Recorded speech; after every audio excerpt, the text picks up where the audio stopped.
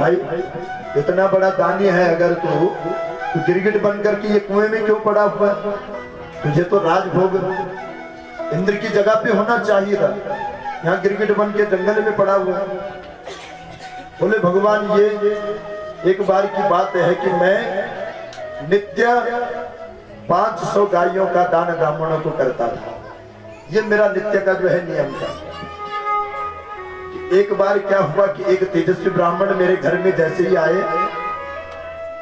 मैंने एक सुंदर गाय, कपिला गाय को जो है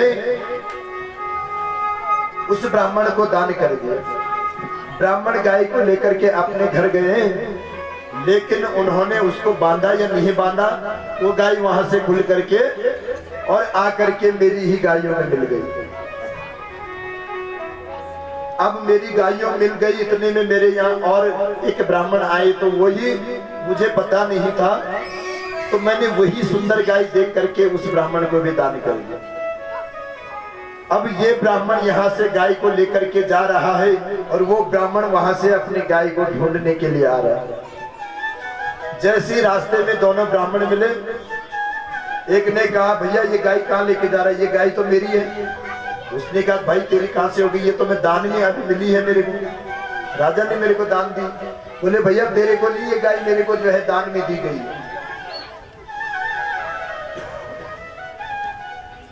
अब दोनों में बहस होने लगी तो मामला चला गया कहां? राज दरबार में। जैसे राज दरबार में यहां मामला गया तो राजा निर्णय नहीं ले पाया।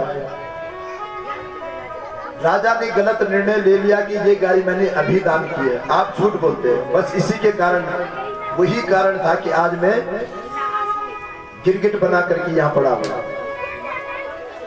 तब जब मेरी मृत्यु हुई, सुन लो, किसी को दान की हुई वस्तु अगर तुम्हें प्राप्त हो जाए तो दोबारा दान मत कर देना। ये जो गिरगिट होते हैं ना, रंग बदलने वाले, वही कारण, उसी के कारण गिरगिट बनता है। और बतेरे जो है मानवों में भी दिखने को मिलता है गिरगिट। उसी समय जो है क्या कह देना, उसी समय क्या कह देना। तो ये गिरगिट अवतार है। महाराजा नृग यही बना था। अब राजा नृग अपने बात भगवान से कहने लगा कि प्रभु जब मेरा मृत्यु का समय आया, देखो इतना बड़ा इतना बड़ा राजा और इतना दानी होते हुए भी जब मैं यमलोक में गया तो यम ने मेरे से पूछा भाई तो पहले अपना अधर्म पाप भोगेगा या पुण्य भोगेगा? मैंने कहा प्रभु पहले तो पाप ही भुगवा दो, पुण्य तो मैं भोगते रहूंगा। तो वही पाप के कारण से आज मैं इस कुएं में पड़ा हुआ था, और अब पुण्य भोगने का समय आया तो आप मेरे सामने प्रत्यक्ष खड़े हैं, आपने मेरे को इस कुएं से उबार दिया है, तो अब पुण्य भोगने का प्रारब्ध मेरा जागृत हो गया। बोलो जय जय श्री राधे, जय जय श्री राधे। बड़ा सुंदर भाव यहाँ पर। एक बार भगवान कृष्ण और बलदाव ने कृष्ण को बोला, कृष्ण चल बहुत समय हो गया और वृंदावन अपने गोकुल धाम में गए नहीं, जरा घूम के आते हैं 2 मास में। कौन से? मधु और माधव दोनों महीनों में। मधु किसको बोलते हैं? चैत्र को, और माधव बैसाख को। तो दोनों भाई आज जो है वृंदावन के लिए भगवान को जब बोले तो भगवान ने कहा कि दाऊ भैया आप जाओ, अगर दोनों चले गए तो यहाँ द्वारिका भी तो देखनी है ना, इधर का राजपाट भी तो चलाना है। दाऊ चले 6 महीने तक जो है वृंदावन में ही रहे। एक बार यमुना ने जो है अवहेलना कर दी थी दाऊ भैया की, बलराम जी की। तो दाऊ को क्रोध आ गया, अपना हल मूसल संभाला और जैसी मारने को उद्यत हुए कि वहीं से मूर्ति हुई। आज भी भगवती कालिंदी यमुना मैया जो है तिरछे रूप में जो है घूमती हुई, उन्हीं के कारण से आज भी वृंदावन में कहते हैं कि उसका दर्शन होता है। बोलो यमुना मैया की जय। बड़ा सुंदर भाव। सुखदेव बाबा कहते हैं कि राजन, भगवान के गुरुकुल के समय में जब भगवान गुरुकुल पढ़ने जाते थे तो उस समय उनका एक परम मित्र था। पूरे गुरुकुल में तो छात्र बहुत थे, लेकिन जो मित्रों में सबसे सुंदर थे, दोनों मित्र जब गुरु और गुरु माँ की सेवा करते तो कभी लकड़ी बीनने को जाते हैं ना, तो लकड़ी बीनने के लिए बारिश हो जाती है तो रात्रि को भी जंगल में ही विश्राम करते हैं। एक दिन बहुत ठंड होने के कारण गुरु माँ ने काफी चावल दे रखे थे, चने और चावल, कि अगर जंगल में भूख लगेगी तो बेटा दोनों मिलकर के खा लेना। लेकिन गलती से आज सुदामा जी ने वो चने और चावल को स्वयं अपने आप ही कटर के खाने लगे। और जब भगवान कृष्ण ने पूछा, सुदामा क्या कर रहे हो? बोले भैया ठंड इतनी ज्यादा लग रही है कि मेरे दांत जो है ठंड के मारे कटकटा रहे हैं और अपने आप भूख में सारे चावल भी और चने भी खा लिए। भगवान ने कहा कोई बात नहीं, मिलेगा, इसका फल अवश्य मिलेगा। जो दूसरे को कभी भी ध्यान रखना, कोई अगर खाते हुए आपके पास आ गया और आपने स्वयं अपने आप खा करके उसकी अवहेलना कर दी तो आपका जीवन व्यर्थ है। और गले से भी जो दूसरे को खिलाए वही जो है जीवात्मा, वही जीवन धन्य है। लोग क्या करते हैं कि एक धनवान जब आता है तो धनवान की सेवा में खूब लग जाते हैं और एक गरीब को पूछने वाला कोई नहीं। बोले कैसे भैया? कि वृथा वृष्टि समुद्रेषु वृथा तृप्तेषु भोजनम, अरे वृथा दान धनादेषु वृथा दीपो दिवापि च।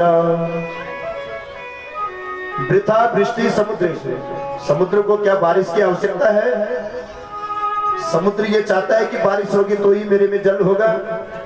नहीं, क्योंकि समुद्र से ही भाप बनती है और वही भाप बन करके फिर जो है जल बरसता है। तो उसको क्या आवश्यकता है? जल बरसना। चिंता करने की कोई आवश्यकता नहीं है कि अगर जल बरसेगा तो ही मेरे को जल की प्राप्ति होगी, क्योंकि जल उसी से ही भाप बन करके और फिर जल में परिणित हो रहा है। अंतर यह है कि समुद्र में खारा होता है जल, और जो गंगा यमुना सरस्वती बह रही है इनमें क्या मीठा जल होता है। यही वो जल का प्रभाव है। हृदय में जो जल होता है वह मीठा होता है, लेकिन आंखों में जब आता है ना खारा बन जाता है। कभी ध्यान रखना, आंसू अगर निकलेगा तो खारा बन करके निकलता है, यानी समुद्र में भी नमकीन ही जल होता है, आंखों में भी नमकीन जल होता है। हाँ जी कि ना जी? आपने देखा कभी भी आंसू अगर गलती से जाकर के सीधे मुंह में गिर जाए तो नमकीन लगता है, तो वही खारा जल। वृथा वृष्टि समुद्रेषु अरे वृथा तृप्तेषु भोजनम।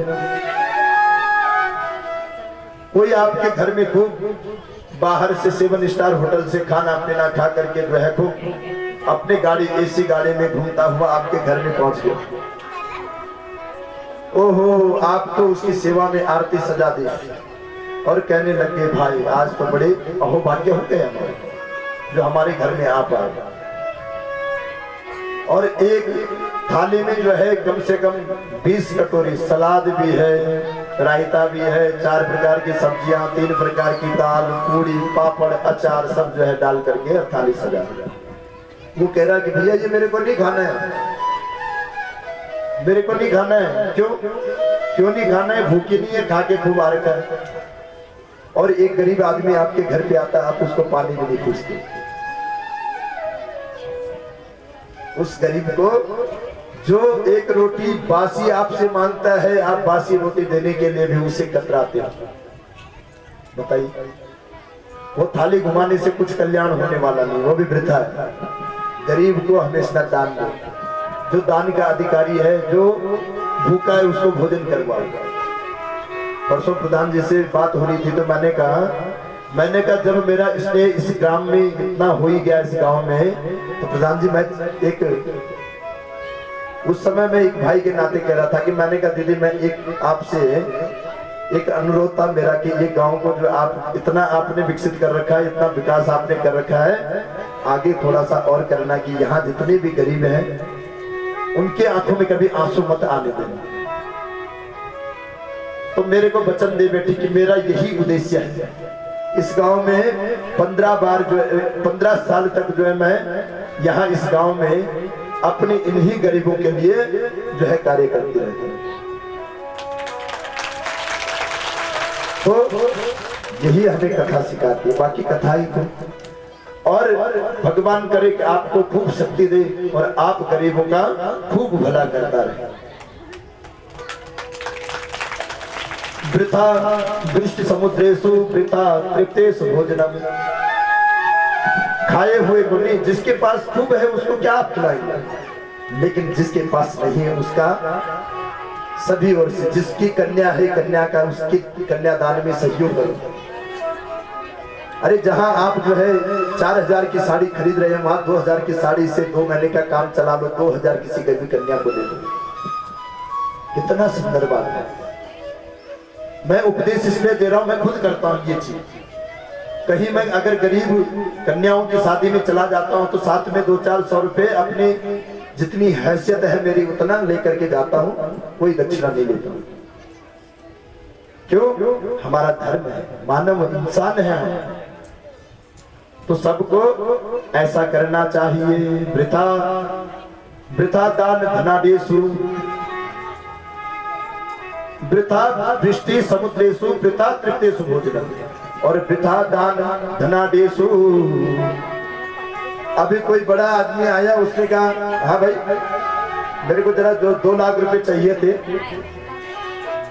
2 लाख? अच्छा, चाहे अपने पास भी नहीं, कर्जा निकालने के लिए जाएगा उसके लिए, और कर्जा निकाल के लाएगा, ले भाई। क्यों? दिखाने के लिए।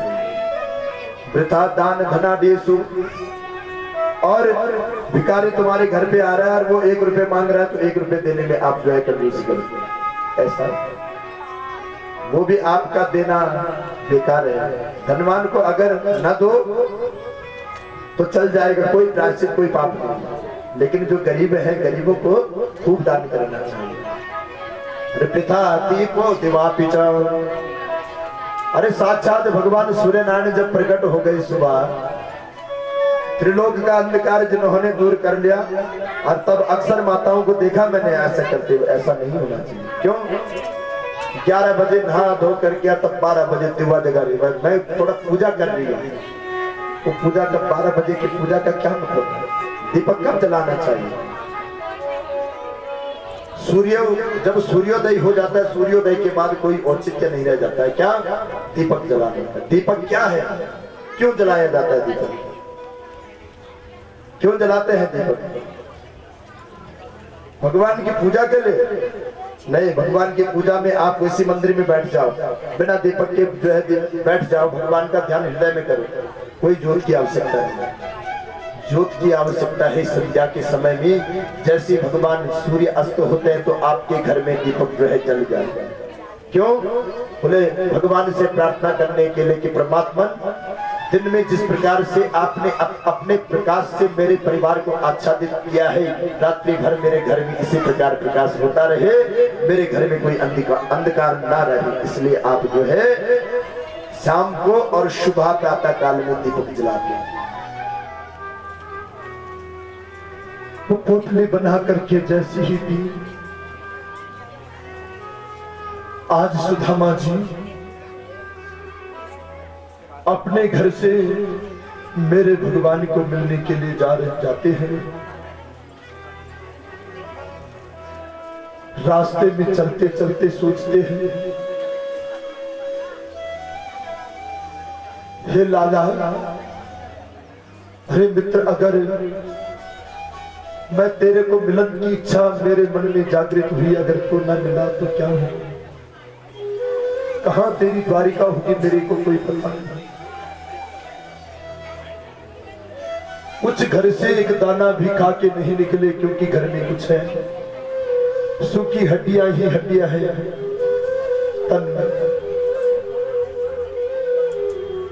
कि भूख लगती है, प्यास लगती है, जिंदगी अब तो उदास लगती है।